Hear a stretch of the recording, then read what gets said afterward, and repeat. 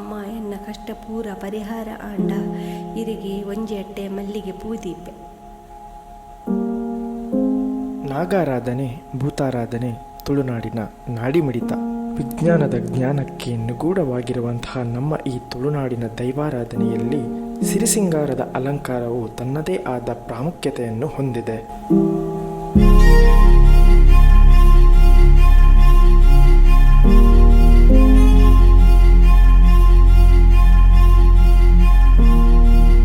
ಈ ಎಲ್ಲ ಸಿರಿಸಿಂಗಾರದ ಅಲಂಕಾರಕ್ಕೆ ಬಹುಮುಖ್ಯ ಪಾತ್ರವನ್ನು ವಹಿಸಿಕೊಂಡಿರುವ ಒಂದು ಪುಷ್ಪವೆಂದರೆ ಅದು ಮಲ್ಲಿಗೆ. ಇದು ಬರೀ ಮಲ್ಲಿಗೆಯಲ್ಲ,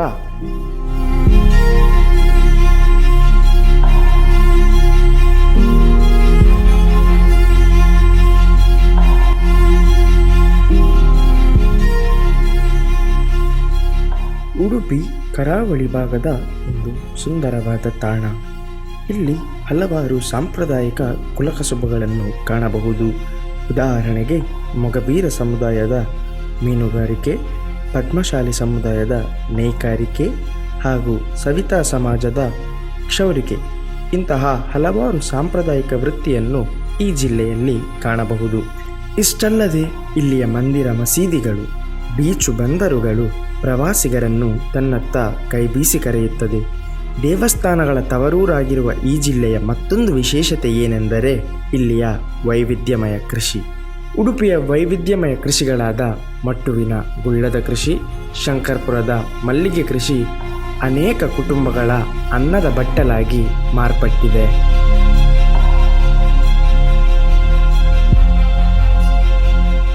ಉಡುಪಿಯ ಒಡೆಯ ಸ್ವಾಮಿ ಶ್ರೀ ಕೃಷ್ಣನ ಸಾನ್ನಿಧ್ಯದಿಂದ ಸರಿಸುಮಾರು 12 ಕಿಲೋಮೀಟರ್ ದೂರದಲ್ಲಿರುವ ಒಂದು ಪುಟ್ಟ ಊರೇ ಕುಂಜಾರುಗಿರಿ. ಇದು ಯತಿವರಿಯ ಶ್ರೀ ಮಧ್ವಾಚಾರ್ಯರ ಹುಟ್ಟೂರು ಕೂಡ ಹೌದು. ಈ ಕುಂಜಾರುಗಿರಿಯ ದುರ್ಗಾ ಬೆಟ್ಟದ ಮೇಲೆ ತಾಯಿ ದುರ್ಗಾದೇವಿ ನೆಲೆ ನಿಂತಿದ್ದಾಳೆ. ಈ ದುರ್ಗಾ ಬೆಟ್ಟದ ಎಡಬದಿಯಲ್ಲಿರುವ ಮತ್ತೊಂದು ಬೆಟ್ಟವೆಂದರೆ ಅದು ಪರಶುರಾಮ ಬೆಟ್ಟ. ಇಲ್ಲಿ ಪೂಜ್ಯ ಪರಶುರಾಮರು ಗುಹೆಯ ಅಡಿಯಲ್ಲಿ ಇನ್ನೂ ತಪಸ್ಸು ಮಾಡುತ್ತಿದ್ದಾರೆ ಎಂದು ಇಲ್ಲಿಯ ಜನರ ನಂಬಿಕೆ. ಈ ಕುಂಜಾರುಗಿರಿಯ ಆಸುಪಾಸಿನ ಊರುಗಳಾದ ಕುರ್ಕಾಲು, ಬಂಟಕಲ್ಲು, ಇನ್ನಂಜೆ, ಶಂಕರಪುರ, ಪಡುಬೆಳ್ಳೆ ಇಲ್ಲಿ ಬೆಳೆಯುವ ಮಲ್ಲಿಗೆಯೇ ಉಡುಪಿ ಮಲ್ಲಿಗೆ ಅಥವಾ ಶಂಕರಪುರ ಮಲ್ಲಿಗೆ ಎಂದು ಪ್ರಸಿದ್ಧವಾಗಿದೆ.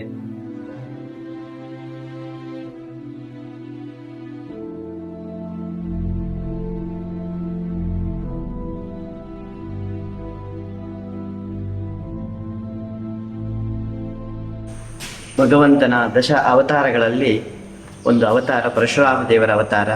ಪರಶುರಾಮ ದೇವರು ಸಹ್ಯಾದ್ರಿ ಬೆಟ್ಟದಿಂದ ಕೊಡಲಿಯನ್ನು ಬಿಟ್ಟು ಬಾಣದ ರೂಪದಲ್ಲಿ ಬಿಟ್ಟು ಅದು ಎಲ್ಲಿ ತನಕ ಬಿಡಿದ ಎಲ್ಲ ಜಾಗವನ್ನು ತನಗೆ ಕೊಡಬೇಕಂದ್ರೆ ಸಮುದ್ರರಾಜನಿಗೆ ಆದೇಶ ಮಾಡ್ತಾರೆ.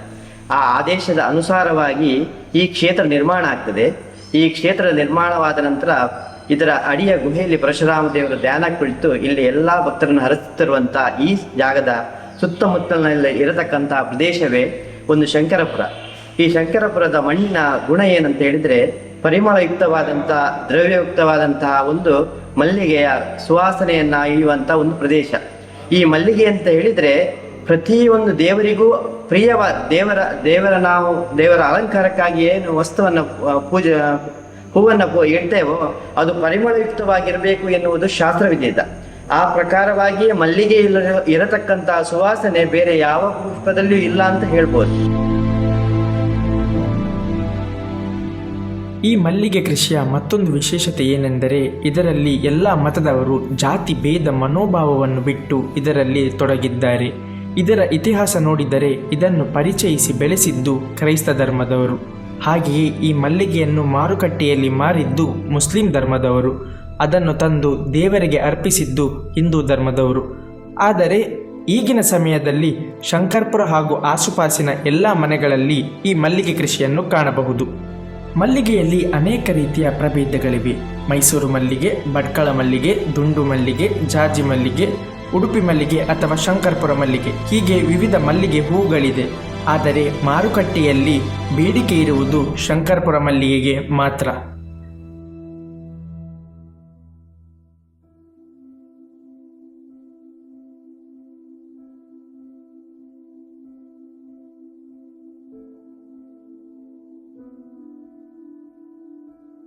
ಆದರೆ ಇಲ್ಲಿ ಮಾತ್ರ ಇದು ಯಾಕೆ ಬೆಳೀತಾ ಇದ್ದಾರೆ ಅಂತ ಹೇಳಿದ್ರೆ ಇಲ್ಲಿಯವರಿಗೆ ಮಾತ್ರ ಈ ಮಲ್ಲಿಗೆ ಬೇಕು. ಬೇರೆ ಪ್ರದೇಶದವರಿಗೆ ಈ ಮಲ್ಲಿಗೆ ಮೇಲೆ ಯಾವುದೇ ಒಂದು ಅಭಿಮಾನ ಇಲ್ಲ. ಇಲ್ಲಿ ನಮ್ದು ಉಡುಪಿ ಜಿಲ್ಲೆಯಲ್ಲಿ ಅಥವಾ ಈ ಕರಾವಳಿ ಭಾಗದಲ್ಲಿ ಯಾವುದೇ ಒಂದು ಸಮಾರಂಭಕ್ಕೆ ನಮ್ಮ ಮಲ್ಲಿಗೆ ಹೂವೇ ಬೇಕು, ಉಡುಪಿ ಮಲ್ಲಿಗೆ ಹೂವೇ ಬೇಕು. ನಾವು ಕಾಕಡ ಮಲ್ಲಿಗೆ ಆಗಲಿ ಬೇರೆ ಮಲ್ಲಿಗೆ ಹೂವನ್ನು ನಾವೇನು ಅದನ್ನು ಇಷ್ಟಪಡುವುದಿಲ್ಲ. ಹಾಗಾಗಿ ಈ ಮಲ್ಲಿಗೆಯನ್ನು ನಾವು ಇಲ್ಲಿ ಬೆಳೆಸ್ತಾ ಇದ್ದೇವೆ, ಇಲ್ಲಿಯ ಜನರು ಅದನ್ನು ಬೆಳೆಸ್ತಾ ಇದ್ದಾರೆ, ಇಲ್ಲಿ ನಾವು ಉಪಯೋಗಿಸ್ತಾ ಇದ್ದೇವೆ. ಮತ್ತೆ ಇದು ಎಲ್ಲೆಲ್ಲ ನಮ್ಮ ಇಲ್ಲಿಯವರು ವಲಸೆ ಹೋಗಿರ್ತಾರೆ, ವಿದೇಶಕ್ಕೆ ಹೋದ್ರೆ ವಿದೇಶದಲ್ಲಿ ಅಥವಾ ಬೇರೆ ಬೇರೆ ದೇಶದ ಬೇರೆ ಬೇರೆ ಭಾಗಗಳಿಗೆ ಹೋಗಿದ್ರೆ ಅಲ್ಲೆಲ್ಲ ಅವರ ಶುಭ ಸಮಾರಂಭಗಳಿಗೆ ಈ ಮಲ್ಲಿಗೆ ಹೂವನ್ನು ಅವರು ಬಯಸ್ತಾರೆ. ಹಾಗಾಗಿ ಅಲ್ಲೆಲ್ಲ ಶುಭ ಸಮಾರಂಭಗಳಿದ್ದಂಥ ಸಂದರ್ಭದಲ್ಲಿ ಈ ಮಲ್ಲಿಗೆ ಅಲ್ಲಿ ಹೋಗಿ ಅಲ್ಲಿಯ ಸಮಾರಂಭಗಳಲ್ಲಿ ಸಹ ಅದನ್ನು ಉಪಯೋಗಿಸುವುದನ್ನು ನಾವು ನೋಡ್ತೇವೆ.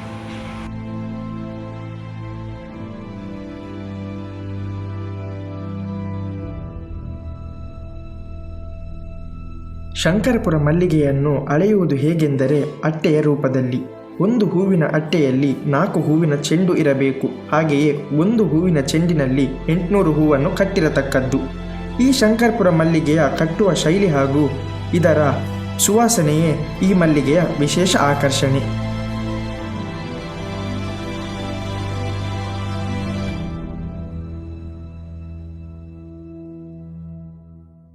ಈ ಮಲ್ಲಿಗೆ ಹೂವನ್ನು ನಾವು ಬಾಳೆ ಹಗ್ಗದಲ್ಲಿ ಕಟ್ಟಬೇಕಾಗ್ತದೆ. ಬಾಳೆ ಹಗ್ಗದಲ್ಲಿ ಕಟ್ಟಿದ್ರೆ ಮಾತ್ರ ಅದಕ್ಕೆ ವಿಶೇಷವಾದಂತಹ ಒಂದು ಬೆಲೆ ಬರುವುದು. ಹಾಗಾಗಿ ಸರಿಯಾದ ರೀತಿಯಲ್ಲಿ ಬಾಳೆಯ ಹಗ್ಗವನ್ನು ನಾವು ತಯಾರು ಮಾಡಬೇಕಾಗ್ತದೆ. ಈ ಹಗ್ಗ ಹೇಗೆ ಅಂತ ಹೇಳಿದ್ರೆ ಮೆದುವಾಗಿರ್ಬೇಕು. ಅದು ಮೆದುವಾಗಿರದಿದ್ರೆ ನಮ್ಗೆ ಅದರಲ್ಲಿ ಹೂ ಕಟ್ಟಲಿಕ್ಕೆ ಆಗುದಿಲ್ಲ, ಮತ್ತೆ ಹೂಗಳು ಸಹ ತುಂಡಾಗಿ ಹೋಗ್ತದೆ. ಹಾಗೆ ಅದು ಬಿಳಿ ಬಣ್ಣದ್ದಾಗಿರ್ಬೇಕು.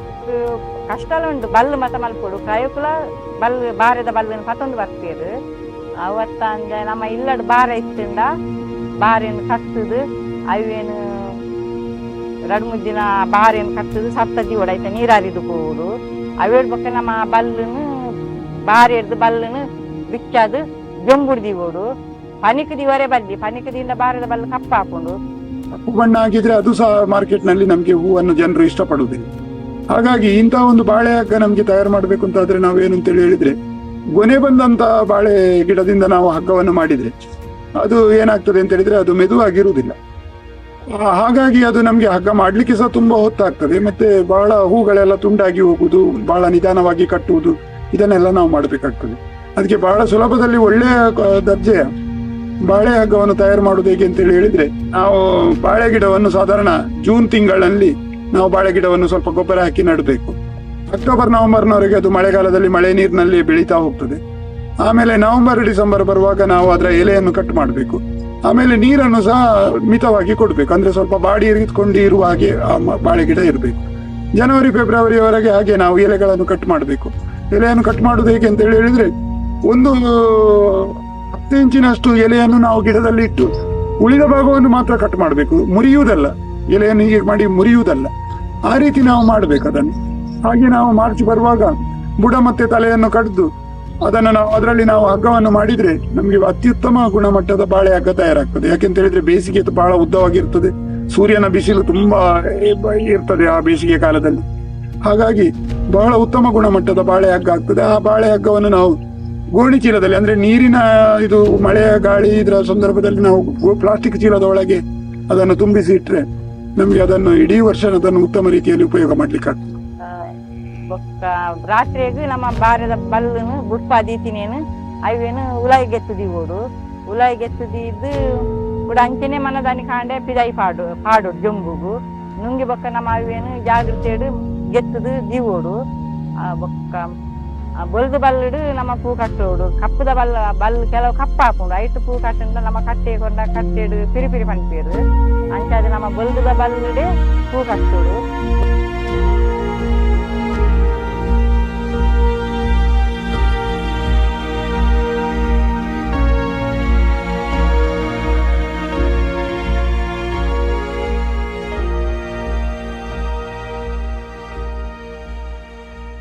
ಕೆಲವೊಮ್ಮೆ ಇದು ಬೆಳೆಯುವವರಿಗೆ ಸ್ವಲ್ಪ ನಷ್ಟ ಉಂಟು ಮಾಡ್ತದೆ, ಕೆಲವೊಮ್ಮೆ ವ್ಯಾಪಾರದವರಿಗೂ ನಷ್ಟ ಉಂಟು ಮಾಡ್ತದೆ. ಅಂದ್ರೆ ಬೆಳೆಯುವವರಿಗೆ ಅದರಲ್ಲಿ ಕೆಲವೊಮ್ಮೆ ಕೀಟನಾಶಕ ಇಂಥದ್ದೆಲ್ಲ ತುಂಬಾ ಕಾಸ್ಟ್ಲಿ ಆಗಿದೆ ಈಗ, ಅದನ್ನೆಲ್ಲ ಸಿಂಪಡಿಸಬೇಕು, ಅದರಲ್ಲಿ ಕೆಲಸ ಉಂಟು. ಅದರ ಅಷ್ಟು ಇಳುವರಿ ಜಾಸ್ತಿ ಆದಾಗ ಬೆಲೆ ಸಿಗದೇ ಇದ್ದಾಗ ಅವರ ಅದರಲ್ಲಿ ನಷ್ಟ ಉಂಟಾಗ್ತದೆ. ಕೆಲವೊಂದು ಸೀಸನ್ ಎಂಕಲೆಗ್ ಗುಂದೇಟು ಎಂಕಲೆಗ್ ದಾಲ ಕಮ್ಮಿ ರೇಟ್ ಬೂರ್ದು ತುಂಬಾ ಎಂಕಲೆಗ್ ಬಲ್ಲದೆಲ್ಲ ಸಿಕ್ಕನ್ಲಕ್ಕ ಹೊಸ್ಕೊಂಡು ಮಾರುವವರಿಗೆ ಯಾವ ರೀತಿ ಅಂದ್ರೆ ಈಗ ಇವತ್ತು ಒಂದು ರೇಟ್ ಆದ್ರೆ ನಾಳೆ ಬೇರೆ ರೇಟ್, ನಿನ್ನೆ ಬೇರೆ ರೇಟ್, ಹಾಗೆ ರೇಟ್ನ ವ್ಯತ್ಯಾಸದಿಂದಾಗಿ ಕೆಲವೊಮ್ಮೆ ಎಲ್ಲವೂ ಮಾರಾಟ ಆಗುದಿಲ್ಲ, ಪ್ರತಿದಿನ ಮಾರಾಟ ಆಗಿ ಹೋಗುದಿಲ್ಲ, ಉಳಿತದೆ. ಅದಕ್ಕೆ ನಾವು ಐಸ್ನ ವ್ಯವಸ್ಥೆ ಎಲ್ಲ ಮಾಡಬೇಕು, ವ್ಯವಸ್ಥೆ ಎಲ್ಲ ಮಾಡಬೇಕು. ಮರು ದಿವಸ ರೇಟ್ ಕಡಿಮೆ ಆದ್ರೆ ನಾವು ಉಳಿದಂತ ಈ ಮಲ್ಲಿಗೆಗೆ ಮರು ದಿವಸ ಅದೇ ರೇಟ್ ಸಿಗುದಿಲ್ಲ, ಆಗ ವ್ಯಾಪಾರದವರಿಗೆ ನಷ್ಟ ಆಗ್ತದೆ. ಬೆಳೆಗಾರರಿಗೆ ಕೂಡ ಹಾಗೆ, ಕೆಲವೊಮ್ಮೆ ಅವರು ಎಷ್ಟು ಅದಕ್ಕೆ ಏನು ಮೆಹನತ್ ಹೇಳ್ತಾರೆ, ಕಷ್ಟಪಡ್ತಾರೆ, ಅಷ್ಟು ಅವರಿಗೆ ಸಂಬಳದ ರೂಪ ಕೂಡ ಸಿಗುದಿಲ್ಲ. ಏಪ್ರಿಲ್ ಮೇಕ್ ಪೂ ಜಾಸ್ತಿ ಹಾಕೊಂಡು ಅದಾಗ ಸೀಸನ್ ಲಪ್ಪುಂಡು ಒಂತೆ ರೇಟ್ ಲಪ್ಪುಂಡು ಮಸ್ತ್ ಪೂ ಅಂಡ ಒಂತೆ ರೇಟ್ ಕಮ್ಮಿ ಬೂರುಂಡು ಅಂಡ ಎಂಕಲೆಗ್ ಇಲ್ಲದ ಖರ್ಚು ಆಯ್ತು ಪೂಪುಂಡು, ಇಲ್ಲದ ಖರ್ಚು ಪೋದು ಆಯ್ತು ಅಂತ ಎಂಕಲೆ ವರ್ಪವನ ಅಲ ಹೊರ ತಿಕ್ಕುಂಡು ಒಕ್ಕ ಮರಿಯಲು ಗಂಟೆ ಪೂ ಕಮ್ಮಿ ಹಾಕೊಂಡು. ಬೆಳೆಗಾರ ಮತ್ತು ಮಾರಾಟಗಾರರಿಗೆ ಸ್ವಲ್ಪ ಲಾಭವೂ ಇದೆ, ಕೆಲವೊಮ್ಮೆ ನಷ್ಟವೂ ಕೂಡ ಅನುಭವಿಸ್ತಾರೆ. ಆದ್ರೆ ಮಧ್ಯವರ್ತಿಗಳು ಅದು ಯಾವುದೇ ತೊಂದರೆ ಇಲ್ಲದೆ ಅವರ ಮಧ್ಯಾಹ್ನದ ತನಕ ಏನೆಲ್ಲ ಯಾರಿಗೆಲ್ಲ ವಿತರಣೆ ಮಾಡ್ಬೇಕು ಎಲ್ಲರಿಗೂ ವಿತರಣೆ ಮಾಡಿ ಕೈ ತೊಳೆದು ಮನೆಗೆ ಹೋಗ್ತಾರೆ.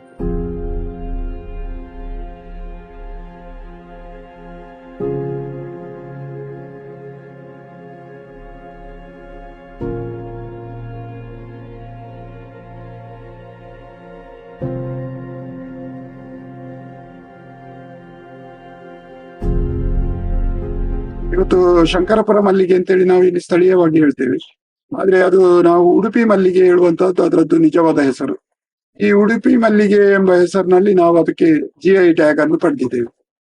ಇದು ಮುಖ್ಯವಾಗಿ ಏನು ಅಂತ ಹೇಳಿದ್ರೆ ನಾವು ಈ ಉಡುಪಿ ಮಲ್ಲಿಗೆ ಬೆಳೆಗಾರರ ಸಂಘದಿಂದಲೇ GI ಟ್ಯಾಗ್ ಅನ್ನು ಪಡೆದಿರುವಂತಹದ್ದು. ಈ GI ಟ್ಯಾಗಿನ ಉದ್ದೇಶ ಏನು ಅಂತ ಹೇಳಿದ್ರೆ, ಉಡುಪಿ ಜಿಲ್ಲೆಯಲ್ಲಿ ಬೆಳೆದಂತ ಮಲ್ಲಿಗೆ ಹೂವನ್ನು ಬೇರೆ ಪ್ರದೇಶದಲ್ಲಿ ಬೆಳೆದವರು ಅದನ್ನು ಉಡುಪಿ ಮಲ್ಲಿಗೆ ಅಂತೇಳಿ ಉಡುಪಿ ಮಲ್ಲಿಗೆ ಹೆಸರಿನಲ್ಲಿ ಮಾರಾಟ ಮಾಡುವ ಹಾಗಿಲ್ಲ.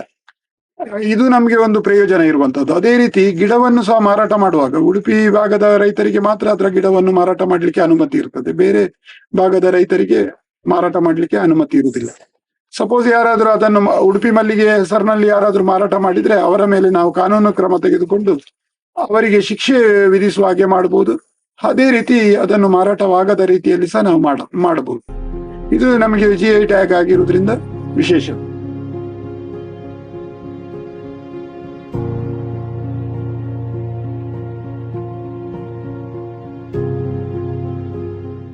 ಪ್ರತಿದಿನ ಬೆಳಗಾದರೆ ಪೇಪರ್ನ ಜಾಹೀರಾತು ಪುಟದಲ್ಲಿ ಶಂಕರಪುರ ಮಲ್ಲಿಗೆಯ ದರವನ್ನು ಕಾಣಬಹುದು. ಆದರೆ ಯಾರು ಈ ದರವನ್ನು ನಿಗದಿಪಡಿಸುತ್ತಾರೆ ಎನ್ನುವುದು ಹೆಚ್ಚಿನ ಜನರ ಯಕ್ಷಪ್ರಶ್ನೆಯಾಗಿ ಉಳಿದಿದೆ. ಈ ದರವನ್ನು ನಿರ್ಧರಿಸುವವರು ಕಟ್ಟೆಯವರು. ಬೆಳೆಗಾರರು ತಾವು ಕಟ್ಟಿದ ಹೂವನ್ನು ನೀಡುವ ಸ್ಥಳವೇ ಕಟ್ಟೆ. ಶಂಕರಪುರ ಹಾಗೂ ಆಸುಪಾಸಿನ ಊರಿನಲ್ಲಿ ಹಲವಾರು ಕಟ್ಟೆಗಳಿವೆ. ಬೆಳೆಗಾರರು ತಮಗೆ ಬೇಕಾದ ಕಟ್ಟೆಗಳಿಗೆ ತಾವು ಕಟ್ಟಿದ ಹೂವನ್ನು ನೀಡುತ್ತಾರೆ. ಆದರೆ ಇದರ ಬೆಲೆಯನ್ನು ಮಾತ್ರ ನಿರ್ಧರಿಸುವುದು ಶಂಕರಪುರದಲ್ಲಿ.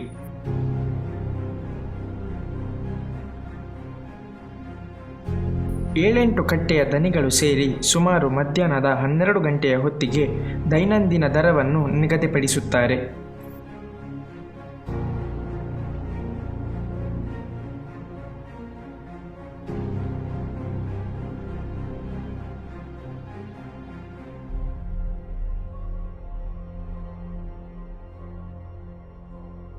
ಎಂಕಿ ಇನಿ ಮೂಜಿ ಚೆಂಡು 200 ಪೂವು ಆತುಂಡು.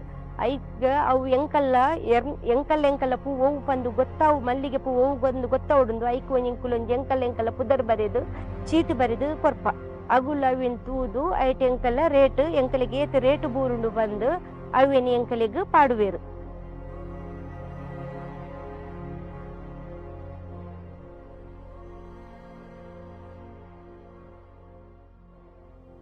ಚೆಂಡಿನಲ್ಲಿ 800 ಸಾಧಾರಣ ಮುಂಚಿನಿಂದ ಇಟ್ಟುಕೊಂಡು ಬರುವ ಒಂದು ವಾಡಿಕೆ ಇತ್ತು. ಆದ್ರೆ ಈಗ ಅಷ್ಟು ಯಾರು ಇಡುದಿಲ್ಲ, 800 ಯಾರು ಚೆಂಡಲ್ಲಿ ಇಡುವುದಿಲ್ಲ, ಕಡಿಮೆ ಇಡ್ತಾರೆ. ಆಗ ನಮ್ಗೆ ಮಾರುವವರಿಗೆ ಕಷ್ಟ ಆಗ್ತದೆ.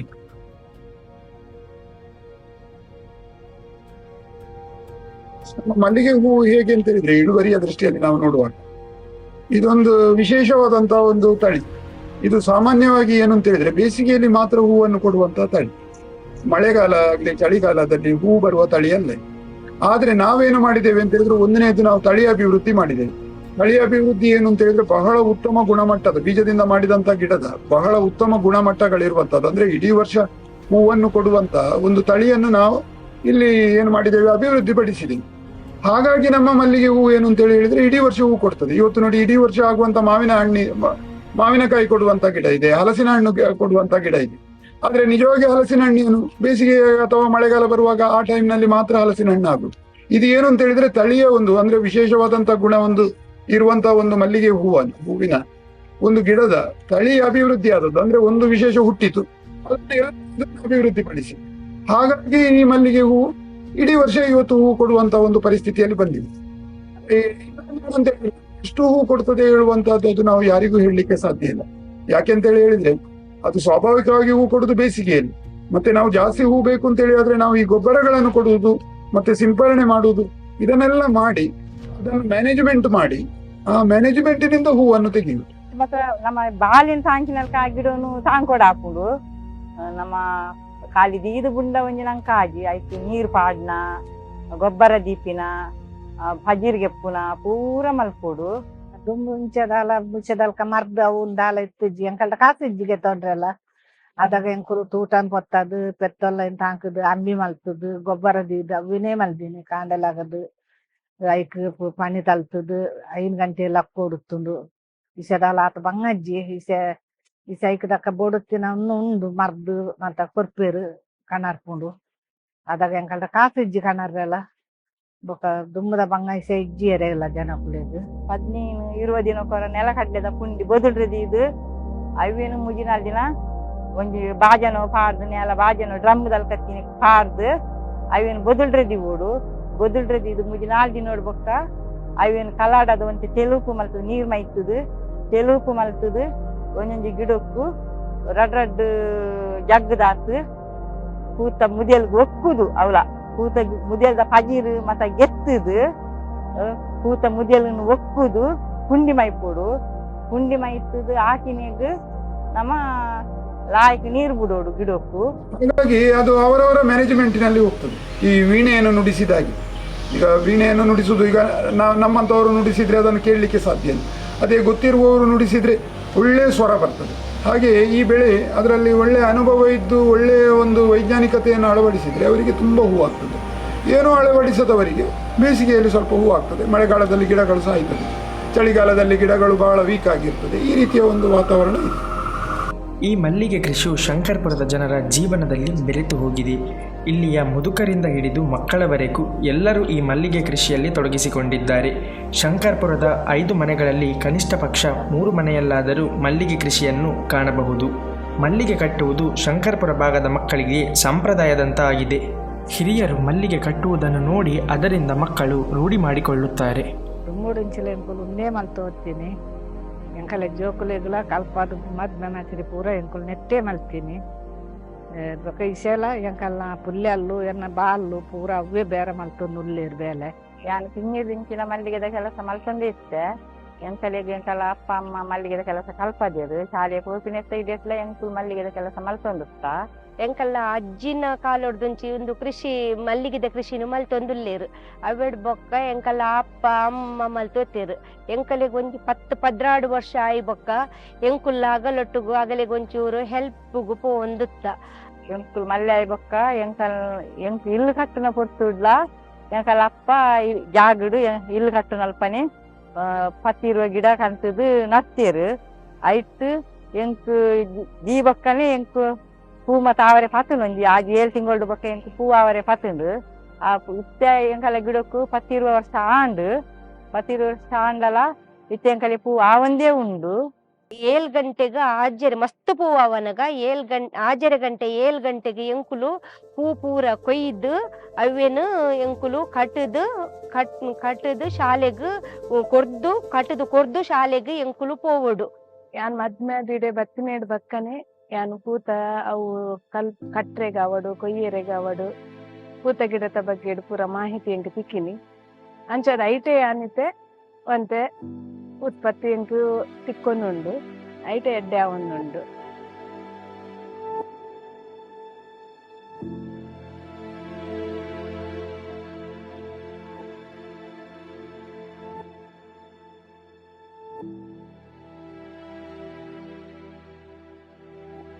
ಶಂಕರ್ಪುರಟು ನೆಟ್ಟು ಮಸ್ತ್ ಜನ ಒಂದೇ ಕೃಷಿನು ಮಲ್ತೊಂದುಲ್ಲೆರು. ಜಾತಿ ಭೇದ ಒಂದು ದಾಲ ಒಪ್ಪಂದೆ ಮಸ್ತ್ ಜನ ಒಂದೇ ಕೃಷಿನು ಮಲ್ತೊಂದುಲ್ಲೆರು.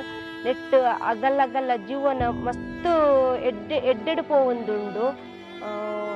ಬೊಕ ಅಗಲ ಜೋಕ್ಲೆನು ನೆಟ್ಟಿ ಒಂದೇ ಉಂದೆಟ್ಟು ಮಸ್ತ್ ಜನ ಕಲ್ಪಾದು ಎಡ್ಡೆ ಒಂಜಿ ತ್ರಾದಿಗ ಕಂದೆರು.